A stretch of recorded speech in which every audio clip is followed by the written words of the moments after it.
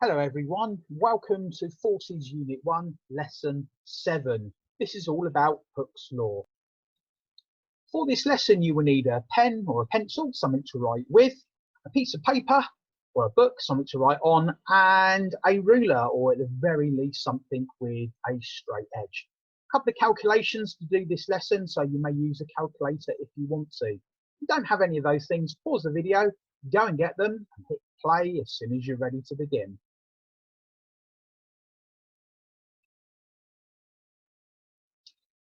Okay, we start as we always do on these lessons with a few questions on stuff from previous lessons, stuff that you should already know. Little mini test. Pause the video, write your answers on your piece of paper, press play when you're ready to go through things.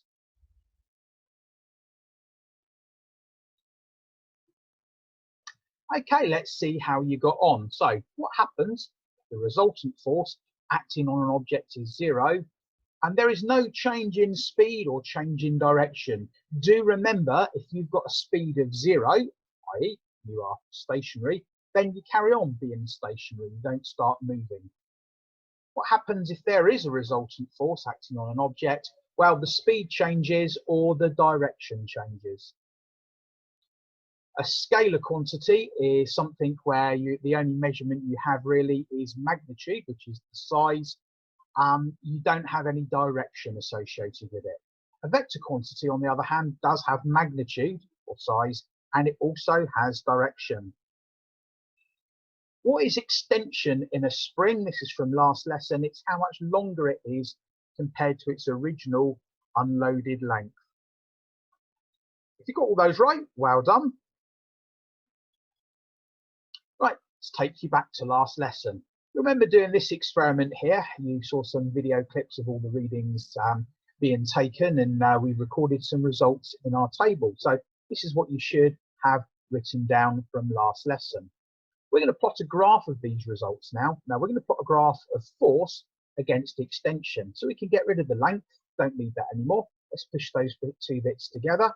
And let's just narrow up a little bit and get ourselves a piece of graph paper. First thing we do when plotting a graph is to draw our two axes in on the graph paper. So we are going to do our axes on the first 10 lines. That's the first dark line 10 boxes up. We're doing an x-axis there, and we're going to do a y-axis there. Now, the best way of always doing graphs is to put some marks on each of the 10 lines. So that's where we're going to put our numbers in. So I'm going to just draw some little marks in here in the graph, and same on the y-axis going up as well. You can see these lines here drawn in. That's where we're going to write our numbers. Now, force goes across, extension goes up. Force goes across because force is our independent value. It's the one that we pick the values for. We decided to go 0, 0.1, 0.2, 0.3. The extension was just what we measured. Now, if we went, putting the force in, 0 obviously goes on the axis, 0.1, 0.2, 0.3, 0.4, 0.5. We're going to run out of graph paper. If you had a slightly bigger bit of graph paper, you might be able to fit it in, but we haven't. So we're going to have to go 0, 0.2, 0.4, 0.6, 0.81. That would fit in, so let's write those in. 0, 0.2, 0.4, 0.6, 0.8, and 1. Likewise, going up, well, we've got to go up to 3.4. If we went 0, 1, 2, 3, 4, yeah, it would fit it in, but we don't really get halfway up our graph paper, so that's not going to fit. Well, it fits, but that's not going to work. So what we're going to need to do is to space it out. We went half, 1, 1.5, 2, 2.5, 3, 3.5. Yeah, that would fit. So let's write those in. 0 on the axis, 0.5, 1, 1.5, 2, 2.5, 3, and 3.5. So we've now labelled up our axes. All we've got left to do now is to plot our points. So the first point, 0, 0, goes down here. Let's put that one in.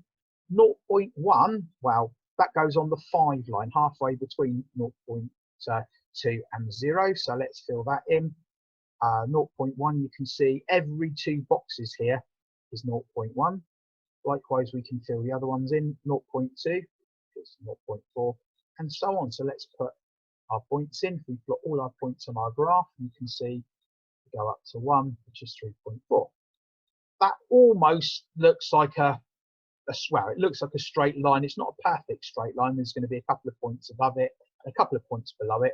But what we need to do is get our ruler, draw a line of best fit from here, and a line that sort of goes through the middle of those points. Something a little bit like this. You can see it goes above some of these points down here.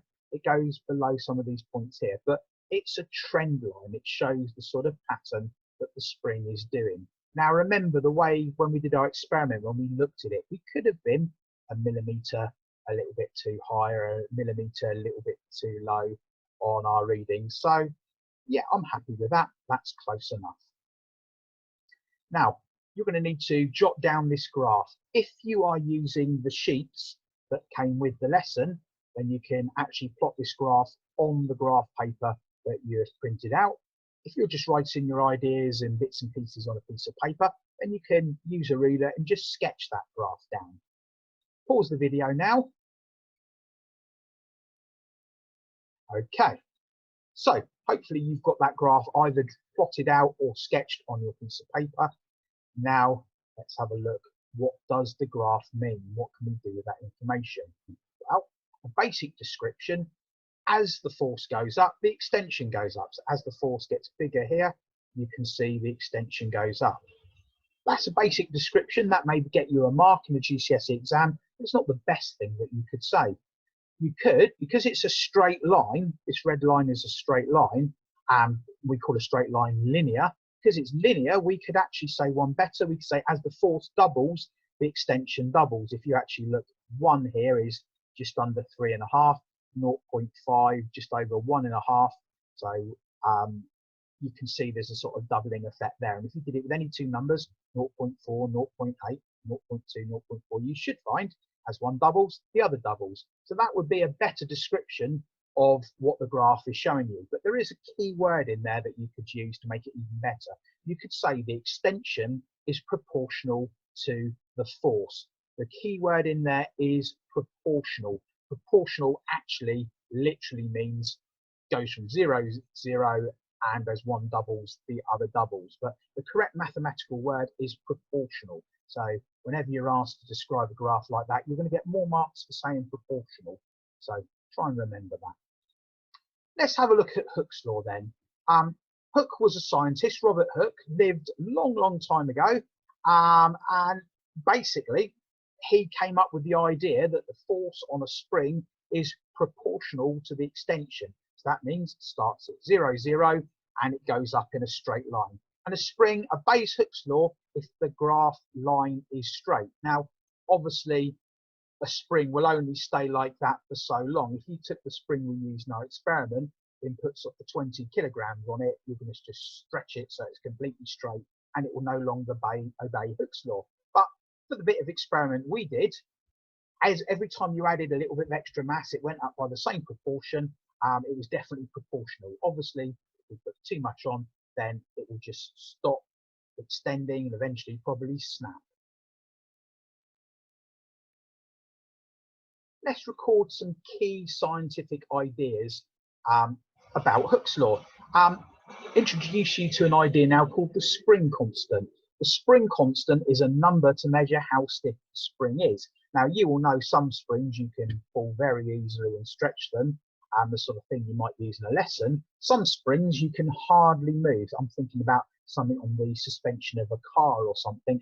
You can hardly change their length at all. You can sit on them and they don't really change. You have to put the weight of a car to squash them a little bit. So spring constant is a number to measure how stiff it is. It tells you how many newtons it would take to stretch or squash the spring by 1 meter. The bigger the number, the stiffer the spring. So you might have a really, really stiff spring on a car. That will be much, much, much, much, much, much bigger spring constant value than a little tiny one that you might use in your pen when you click the writing ink thing in and out. There is an equation: force equals spring constant times extension.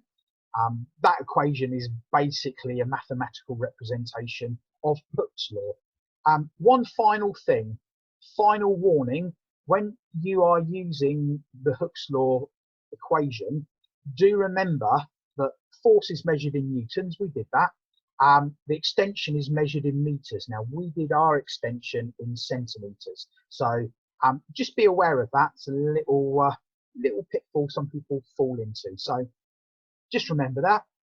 You're going to need to record these key ideas on your piece of paper in your book. So pause the video now.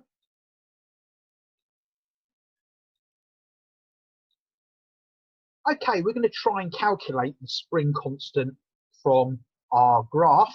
But before we do that, we need to rearrange this equation. So we start off with force equals spring constant times extension. We need to rearrange it, and we're going to do that. We want spring constant on its own, so we're going to divide both sides by extension. Now, obviously, extension divided by extension becomes 1, so that disappears. So we get spring constant equals force divided by extension. Now, sometimes when we do these calculations, we use letters instead of writing out the words. It's quite a lot of hassle to write out spring constant several times and things like that. So we use F, a capital F, to represent force, K for the spring constant, and E for extension. So let's put that in at the bottom. K, the spring constant, equals F divided by E. Now remember that bit at the bottom, because we're going to need to use that to calculate the spring constant on our graph. So there's the graph that we plotted. So spring constant, K equals force, F divided by E extension. So all we need to do is get that information from the graph. Now, as a way of doing this, you pick any 2 points on the graph. So I'm going to pick that one there, and I'm going to pick that one down here. You could have picked absolutely any 2 points. I've just picked a couple to make my calculations a little bit easier. And what you do is for each of these points, you draw a line from the point to each of the axes. So I'm going to draw a line going down there to 1, and a line going up there to, that looks about 3.2, doesn't it? I'm going to do the same for this point there, and the same for that point there.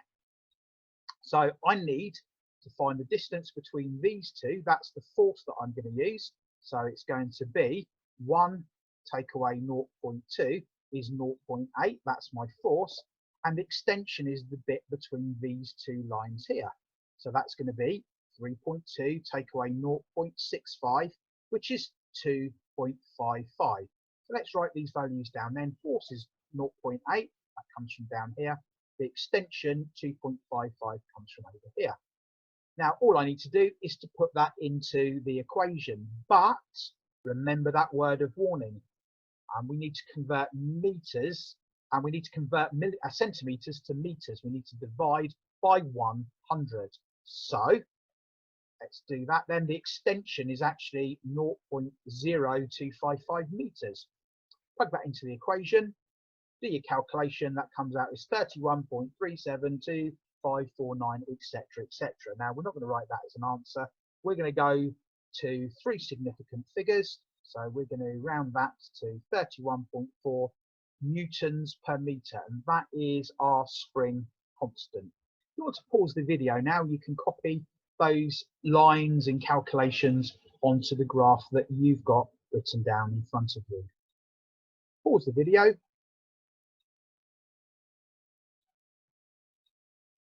Okay, one for you to try now. So very similar graph. The numbers are all different. The points are in different places, etc. So what you need to do is see if you can work out the spring constant for this spring. Pause the video.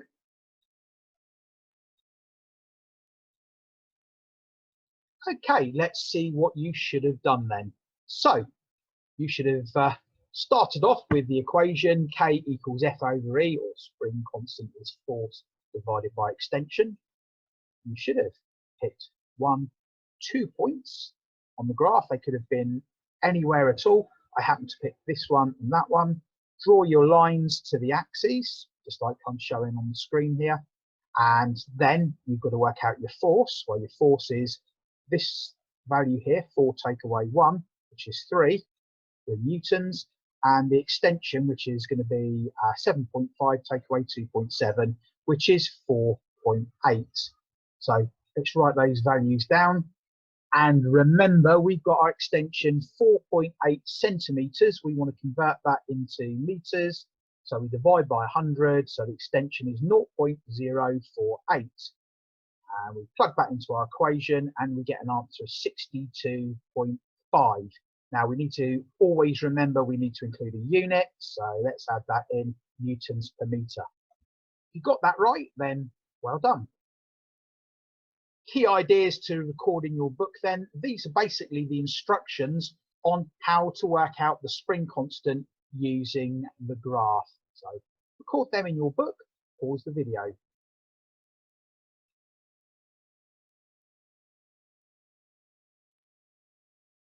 Right, to finish this lesson, we've got a little mini quiz for you. It's a true or false quiz. So you write true or false in this column here.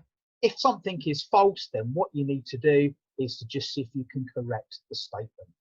Pause the video now.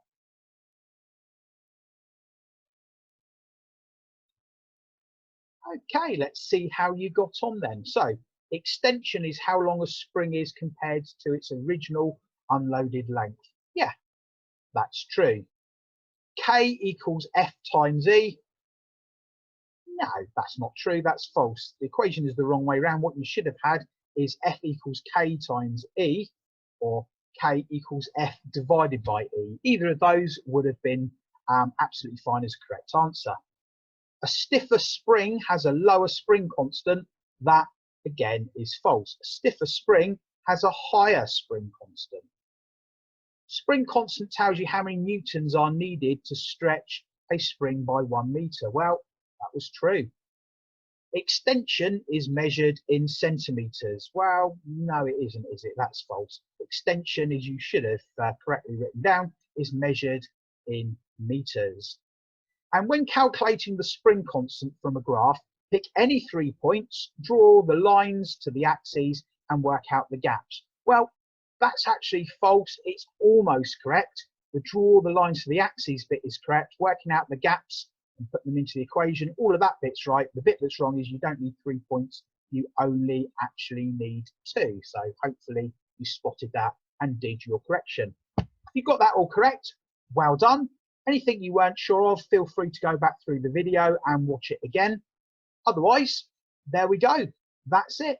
That's all, folks. Thank you very much.